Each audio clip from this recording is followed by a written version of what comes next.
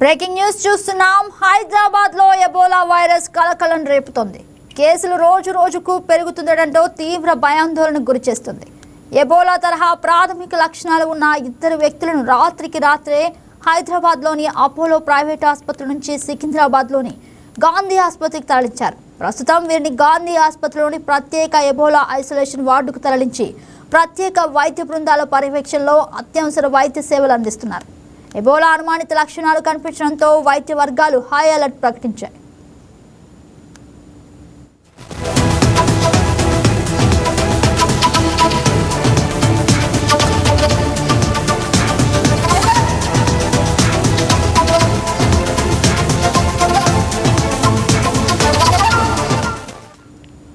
ఈ ముగ్గురు ఒకే అంతర్జాతీయ విమానంలో హైదరాబాద్కు చేరుకున్నట్లు వెల్లడి కావడంతో ఆ విమానంలో ప్రయాణించిన ఇతర ప్రయాణికుల వివరాలను సేకరించే పనిలో అధికారులు నిమగ్నమయ్యారు.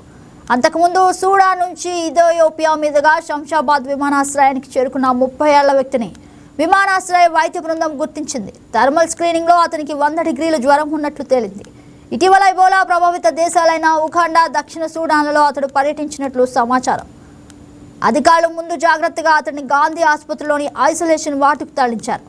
బాధితుల నుంచి సేకరించిన నమూనాలను తుది నిర్ధారణ పరీక్షల నిమిత్తం పూణేలోని నేషనల్ ఇన్స్టిట్యూట్ ఆఫ్ వైరాలజీకి పంపారు. ప్రజలెవరూ ఆందోళన చెందాల్సిన అవసరం లేదని, అన్ని రకాల ముందస్తు జాగ్రత్తలు తీసుకుంటున్నామని ఆరోగ్య శాఖ అధికారులు తెలిపారు. పూణే నుంచి వచ్చే నివేదికల ఆధారంగా తదుపరి కార్యాచరణ ఉంటుందని వెల్లడించారు.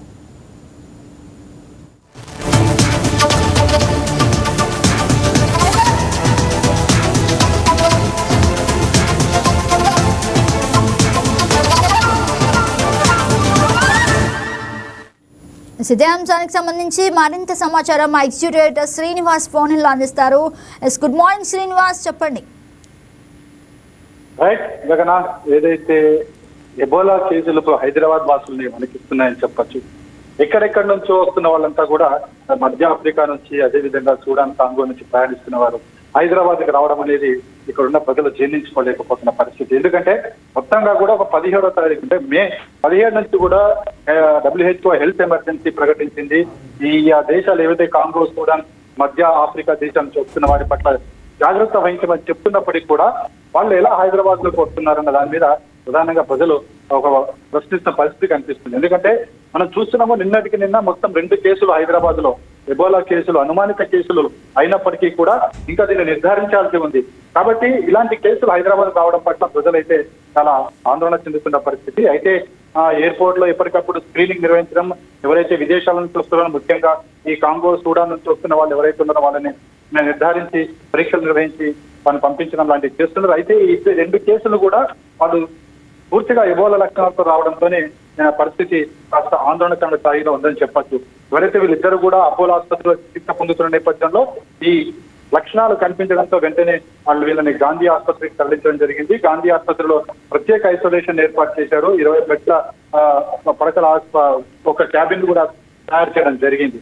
అయితే ఏదేమైనప్పుడు కూడా దీని నుంచి కొన్ని లక్షణాలు నుంచి రక్తము, అదేవిధంగా లాలాజలం నమూనాలు సేకరించారు. ముందుగా CCMBకి పంపించారు. హైదరాబాద్ లో ఉన్న ఏదైతే సెంటర్ ఫర్ మాలిక్యులర్ బయాలజీ అవుతుందో అక్కడికి పంపించడం జరిగింది. అదేవిధంగా అవే నమూనాలను పూణేలోని నేషనల్ ఇన్స్టిట్యూట్ ఆఫ్ వైరాలజీ కూడా పంపించడం జరిగింది.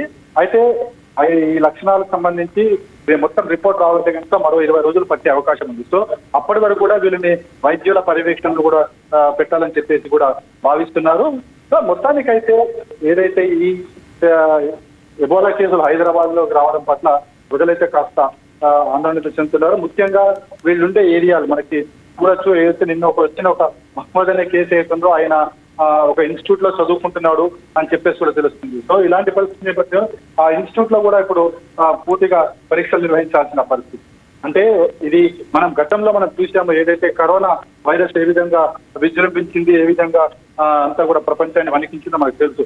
సో ఇప్పుడున్న పరిస్థితుల నేపథ్యంలో ఇలాంటి లక్షణాలు ఉన్న వారిని ఎలా అనుమతిస్తున్నారు అనేది కూడా ప్రధానంగా చర్చకు వస్తున్న పరిస్థితి. ఎందుకంటే ప్రపంచంలో చాలా దేశాలు, అమెరికా, US, UK లాంటి దేశాలు, అదేవిధంగా చాలా కంట్రీస్ కూడా ఈ లక్షణాలు ఈ దేశాల నుంచి వచ్చే వారిని ఎవరిని కూడా అనుమతించడం లేదు. కానీ మన దేశంలో మాత్రం ఎందుకు అనుమతిస్తున్నారు అనేది కూడా ఇక్కడ ప్రశ్న తలెత్తుతుంది. అలాంటి వారిని వెంటనే వెనక్కి పంపించే ఏర్పాటు కూడా చేయాలని చెప్పేసి కూడా ఇక్కడ నుంచి ప్రజల నుంచి వస్తున్న డిమాండ్. సో ఆ మేరకు ప్రభుత్వాలు చర్యలు తీసుకోవాలని చెప్పేసి కూడా కోరుతున్నారు. ఎందుకంటే మనకి అంతర్జాతీయ విమానాశ్రయాల్లో ఎన్ని పరీక్షలు నిర్వహించినప్పటికీ కూడా వన్స్ ఒకసారి కేసు ఇండియాకి చేరిన తర్వాత పరిస్థితి మరో రకంగా ఉంటుందంటే ఇక్కడ ఉన్న ప్రజా సాంద్రత అనేది చూస్తే చాలా ఎక్కువగా ఇప్పుడు ఎవరిని కాంటాక్ట్ అవుతారో తెలియని పరిస్థితి.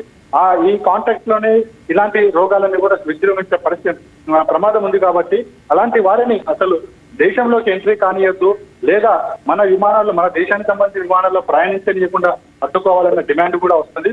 మన కేంద్ర రాష్ట్ర ప్రభుత్వాలు ఏ చర్యలు తీసుకుంటాయో చూడాలి. ప్రస్తుతానికి అయితే హైదరాబాద్ లో ఈ 2 కేసులే ఉన్నాయి. ఈ 2 కేసులు కూడా పూణే నుంచి రిపోర్ట్ వచ్చిన తర్వాత ఇది ఎబోలా కేసా కాదని కూడా ఒక నిర్ధారణకు వస్తుంది. ఒకవేళ ఎబోలా కేసు అయితే దీన్ని ఎలా దీన్ని చికిత్స అందించాలన్నది కూడా చూడాలి. ఎందుకంటే ప్రస్తుతం అయితే గాంధీ ఆసుపత్రిలో ఈ 2 కేసులు ఉండడంతో అక్కడ గాంధీ ఆసుపత్రిలో కూడా అక్కడ ఉన్న రోగులు కూడా ఆందోళన చెందుతున్న పరిస్థితి. మొన్నటి వరకు కూడా మనం కరోనా విషయంలో చూసాం ఎట్లా ఆడ పరిస్థితి ఏ విధంగా ఉందో. సో ఇప్పుడు పరిస్థితి కూడా అదే తరహాలో తయారయ్యే ప్రమాదం అయితే ఎక్కువ కనిపిస్తుంది. ఎందుకంటే అక్కడ గాంధీ ఆసుపత్రి అంటే ఒక జనరల్ ఆసుపత్రి, అన్ని రోగాలకు సంబంధించిన అక్కడ రోగులు కూడా అక్కడికి వస్తుంటే చికిత్స తీసుకోవడానికి. కానీ ఇలాంటి పరిస్థితుల్లో ఇలాంటి కేసులు ఉన్నాయన్న పరిస్థితుల్లో ఎవరు కూడా అక్కడికి వచ్చే ప్రయత్నం చేయరు. ముఖ్యంగా వైద్య సిబ్బంది కూడా కాస్త ఇబ్బందికరంగానే ఉంటుంది. ఎందుకంటే ఇలాంటి కేసులను డీల్ చేయాలంటే అది ప్రాణాల మీద తెచ్చుకుని చేయాల్సిన పరిస్థితి. మనం కరోనా సమయంలో ఎంతమంది డాక్టర్లు ఈ కరోనా చికిత్స అందించు మృతి చెందారు మనం చూశాము. సో అలాంటి పరిస్థితి డాక్టర్లకు అవసరమా అనేది కూడా చాలా మంది వైద్యుల్లో తలెత్తుతున్న ప్రశ్న. సో ఇలాంటివి రాకుండా ఉండాలంటే అలాంటి దేశాల నుంచి ఏవైతే హెచ్చరికలు వస్తున్నాయో WHO ఏవైతే ప్రకటించిందో ఈ కాంగో కావచ్చు, సూడాన్ కావచ్చు, మధ్య ఆఫ్రికా దేశాల నుంచి వస్తున్న వారిని ఫస్ట్ అక్కడికక్కడే కట్టడి చేయడం బెటర్ అనేది కూడా చాలా మంది చెప్తున్నారు. గగన. Right Srinivas, thank you for the update.